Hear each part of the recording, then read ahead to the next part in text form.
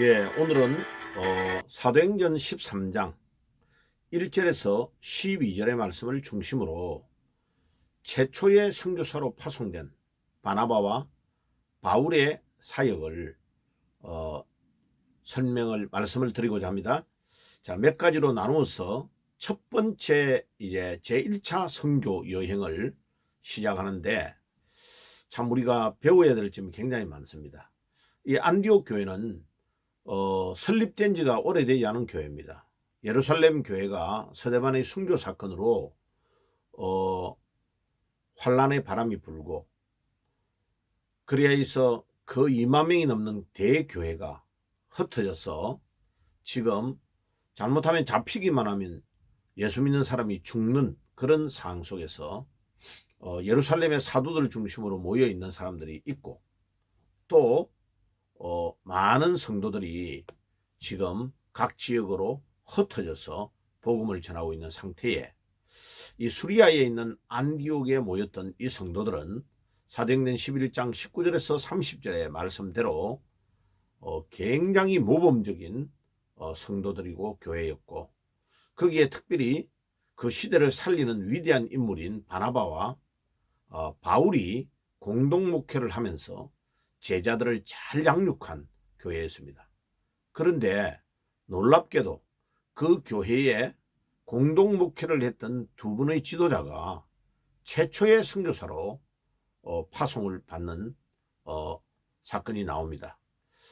근데 사도행전 13장 1절에 보면은 거기에 나오는 인물들을 보면 굉장히 훌륭한 인물들이 많이 모여 있는 교회라는 것을 알 수 있습니다.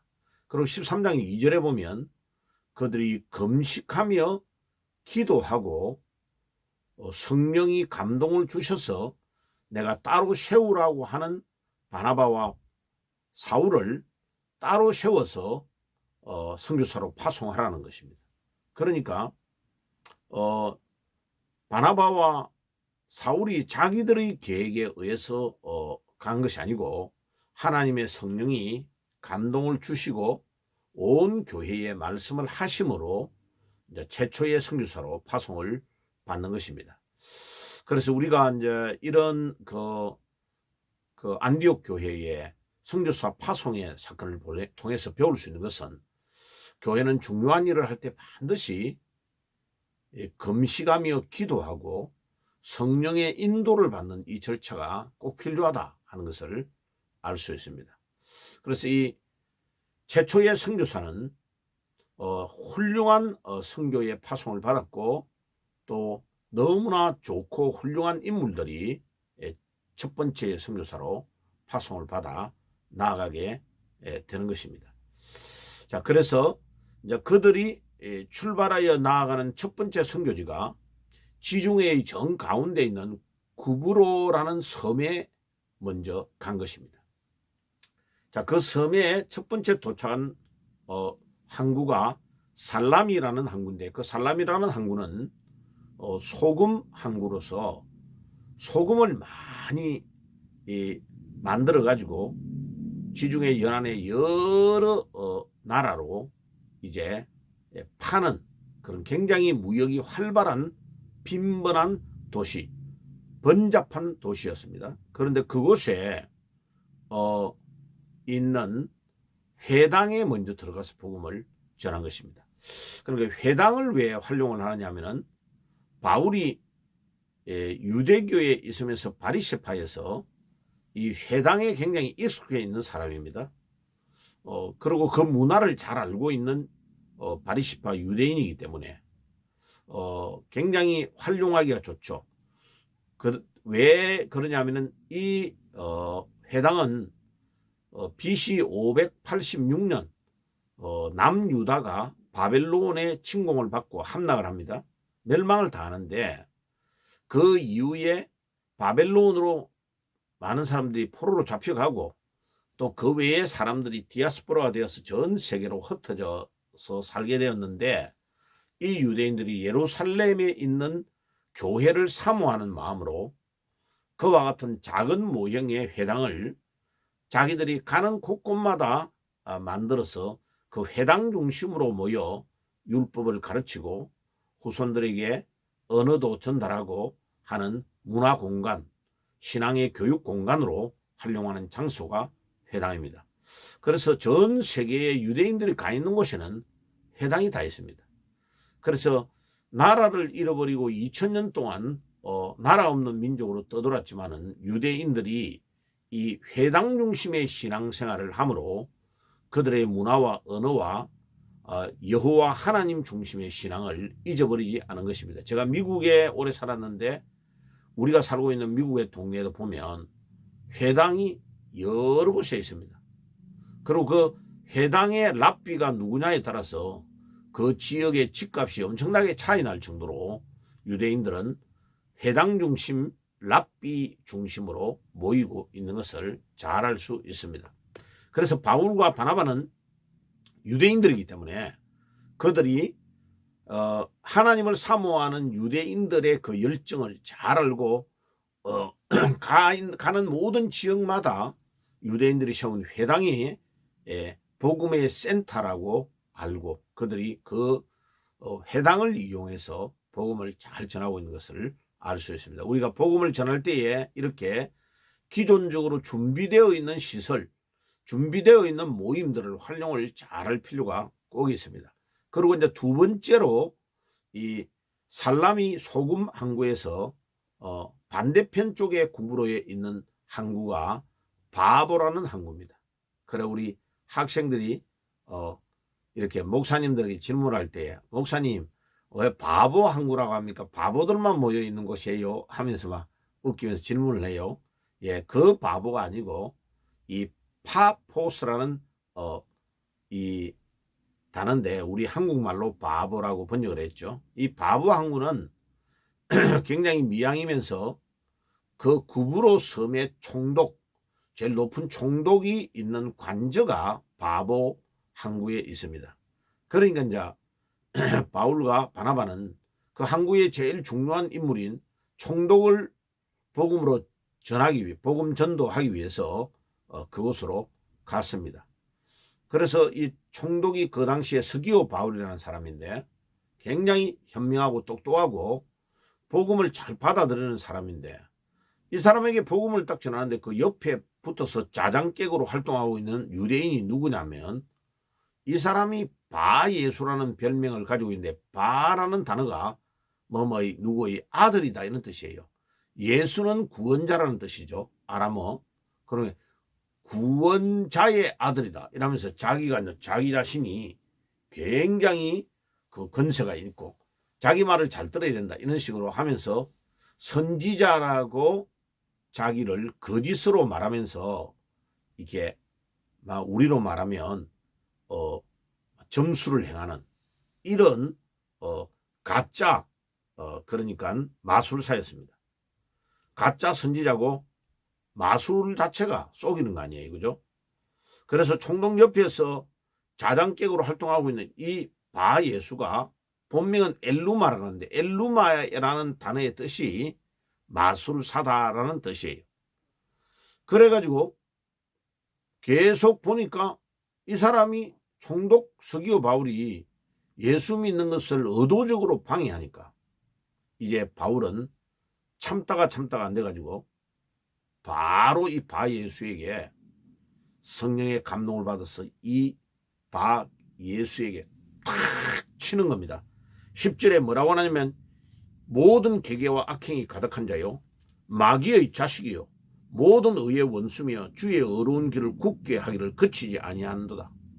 너가 주의 손이 내 위에 임하였으니 내가 소경이 되어 얼마 동안 해를 보지 못하리라 하니 적시 안개와 어둠이 그를 덮으니 그가 이끌려 인도를 받아 두루 다니지만은 어떻게 가야 될지를 모르는 눈이 안 보이니까 봉사가 돼버린 거죠. 소경이 돼버린 거죠. 이 사도 바울이 다마스커스의 기독교인들을 죽이러 가다가 부활하신 주님이 그를 만나가지고요. 완전 이와 같은 신세가 돼버렸죠. 바로 자기가 체험한 것을 이제는 오늘 이 바보항에 있는 이 바예수라는 엘루마 이 거짓 선지자를 하나님의 성령의 능력으로 확 쳐버리니까 바로 소경이 돼버린 거죠.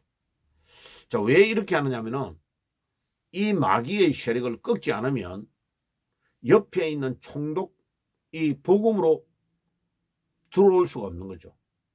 그 영적 전쟁의 싸움에서 이 마귀가 이 총독 서기오 바울을 놓지 않으려고 하는 겁니다. 이 바예수라는 거짓 선지자, 요 마귀에게 잡힌 이놈이 딱 잡고 총독을 놓지 않고 자기가 그 총독을 자꾸 이용하면서 자기 권리와 자기 이권을 주장해 나가려고, 그 바울과 바나바는 조금 있으면 갈 사람이니까 딱 잡고 안 놓는 거죠. 그러니까 자, 바울이 성령의 감동을 받아서 딱 결단을 해가지고 영적인 이 전쟁에서 이겨버리는 거죠. 예수의 이름으로 팍 명해버리니까 바로 즉석에서 소경이 돼버리는 일이 일어나는 겁니다.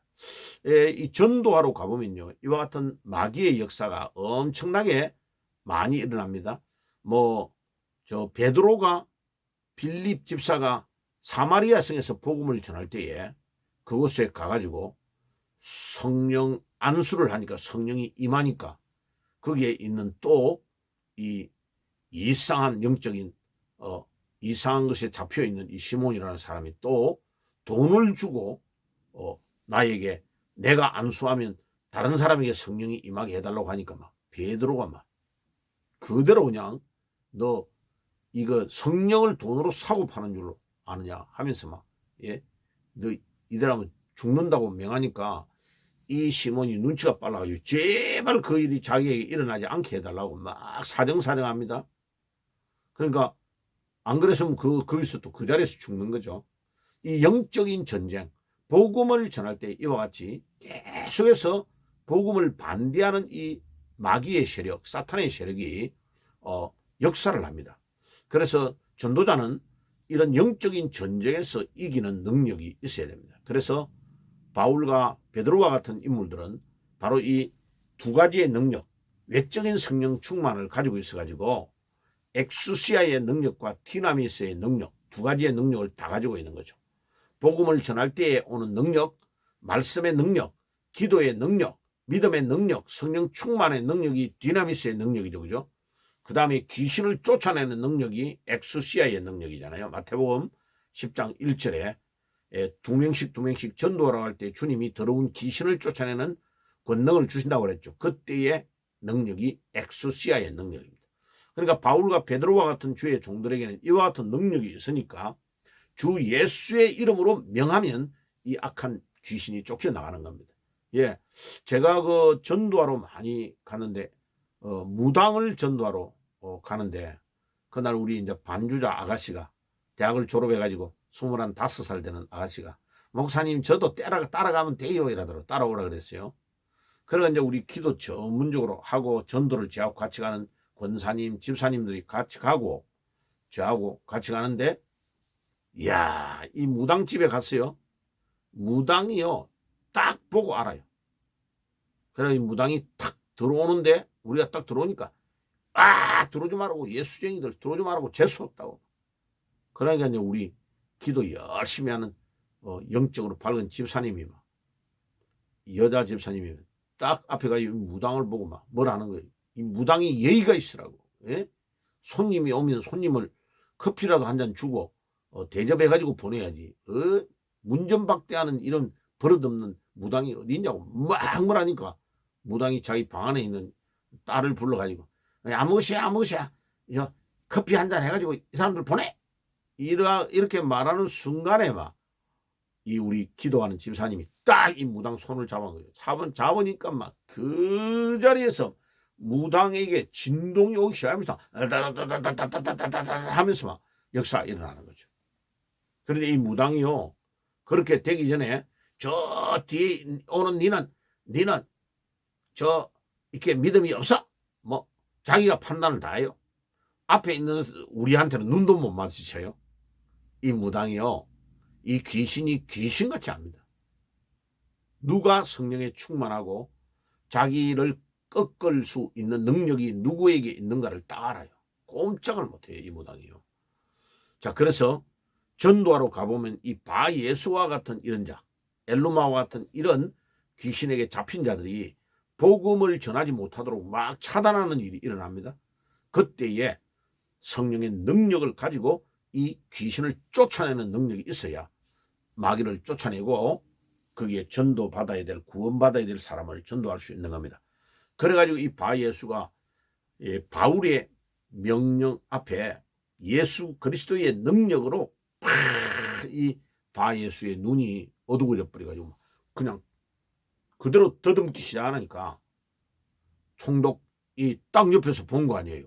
깜짝 놀란 거. 이야, 이 하나님의 능력이 이게 내 옆에서 항상 이렇게 깐죽거리던 이 바예수보다도 능력이 훨씬 더 뛰어나구나 하는 것을 딱 보게 된 거예요. 그러니까 12절에 뭐랍니까?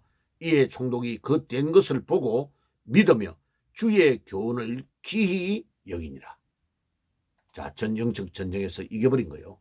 이겨버리니까 총독이 딱 주님께로 돌아오는 역사가 일어났습니다. 자, 그러면 우리는 이제 여기에서 꼭 알아야 될 것은 복음을 증거할 때에 이 능력이 우리에게 실제로 있어야 되는 겁니다. 그렇게 하려면 어떻게 해야 됩니까? 안디옥 교회처럼 매번마다 기도하고 그래서 마가복음 9장 29절에 벙어리 귀신 들린 자를 낫게 했는데 제자들은 낫게 하지 못했어요. 그래서 집에 가가지고 예수님께 물어봤단 말이에요. 예수님, 우리는 할 수 없는데 예수님은 어떻게 낫게 했습니까? 물을 때에 예수님께서 기도 외에는 이런 유가 나올 수 없다고 한글 성경에 번역되어 있는데 틀리게 번역된 겁니다. 천주교와 우리 개신교 성서공예에서 번역한 거는 천주교의 원판을 가지고 이렇게 알렉산드리아 원판을 가지고 번역을 했기 때문에 다 틀린 겁니다. 그런데 사도 바울이 목회했던 이 안디옥 교회가 가지고 있는 우리 정통 기독교의 원전 텍스투스 레셉투스에는요, 기도와 금식 외에는 이런 유가 나올 수 없다. 금식이라는 단어가 들어가 있습니다. 봐요. 사탄이요, 제일 중요한 단어를 싹싹 빼버려요. 기도와 금식 외에는, 금식이라는 단어가 들어가 있다니까요. 여러분들 기도를 할 때도 능력이 나타납니다. 그런데 금식하며 기도하면 엄청난 역사가 일어납니다. 그래서 금식 기도는 중요할 때 꼭 해야 됩니다. 하면 그 놀라운 능력을 체험하게 됩니다. 마무리를 하겠습니다. 이 안디옥 교회가 최초로 파송한 선교사는 그들을 양육했던 공동목회자 바나바와 바울이었습니다. 그들이 그냥 파송한 게 아니고 금식하며 기도하고 성령의 인도를 받고 파송을 하고 파송받아서 갔는데 역시 성령의 인도를 받은 그들이 가는 곳마다 주의 성령이 약동하고 귀신을 쫓아내고 전도하는 놀라운 역사가 일어났습니다. 우리에게도 그와 같은 증거와 능력의 역사가 일어날 수 있도록 우리가 늘 말씀과 기도와 금식에 집중하면서 성령의 인도를 받아야 되겠습니다. 아멘. 기도하겠습니다. 하나님 우리 아버지 감사합니다. 오늘도 첫 번째 선교사를 안디옥 교회가 파송했는데 우리들도 성령의 인도를 철저하게 받을 수 있도록 금식하며 기도하며 나아갈 수 있도록 인도해 주옵소서. 오늘 말씀을 받는 모든 주의 종들에게 동일한 은혜를 더하여 주시옵소서. 예수님의 이름으로 기도드리옵나이다. 아멘. 지금은 우리 주 예수 그리스도의 은혜와 하나님 우리 아버지의 사랑하심과 성령님의 교통하심이 오늘도 최초의 선교사를 파송한 안디옥 교회가 금식하며 기도하며 최초 선교사를 파송한 것처럼 우리도 항상 성령의 인도를 받는 삶을 살게 해 주시옵소서. 이대로 순종하기를 소원하는 모든 주의 백성들 머리 위에 지금부터 영원까지 항상 함께 계실지어다. 아멘.